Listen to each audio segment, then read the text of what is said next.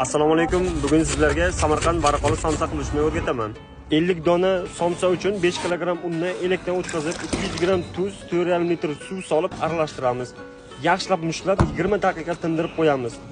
Dam olgan xamirimizni yaxshilab mushlab, salafan bilan o'rab qo'yamiz. Xamirimiz dam olgunga qadar bizlar masalliqlarimizni tayyorlab olamiz. Piyoz, go'sht, charvini mayda to'rtburchak shaklda to'g'rab, charvini esa chopperdan chiqarib olamiz. Dam olgan xamirimizni yaxshilab mushlab, o'g'lov bilan kattaroq shaklda yoyib olamiz va 1,5 kg margarinni ozroq eritib, xamirni hamma joyiga surkaymiz. Keyin qat-qat qilib taxlaymiz va yana yaxshilab o'rab 20 daqiqa dam beramiz. Dam olgan xamirimizni yana boshqatdan yaxshilab mushlab, o'g'lov bilan kattakon qilib yoyib olamiz.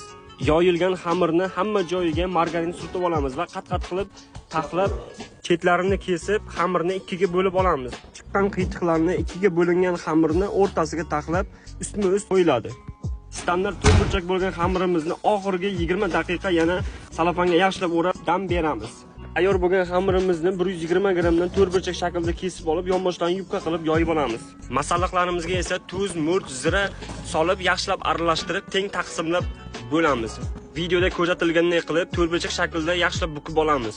Qizdirilgan tandirimizni tafti me'yorga kelgandan so'ng somsalarimizni birin-ketin yopib olamiz va past olovda 25 daqiqa dimlaymiz. Bu somsamizni retsepti Xo'ja Keldiyev Shahzodga tegishli. To'g'ri somsamizni uy sharoitida tayyorlasangiz ham bo'ladi. Mana somsalarimiz ham pishdi. Video sizlarga foydali bo'ldi degan umiddamiz. Like va reaksiya qoldiring. Hammaga rahmat.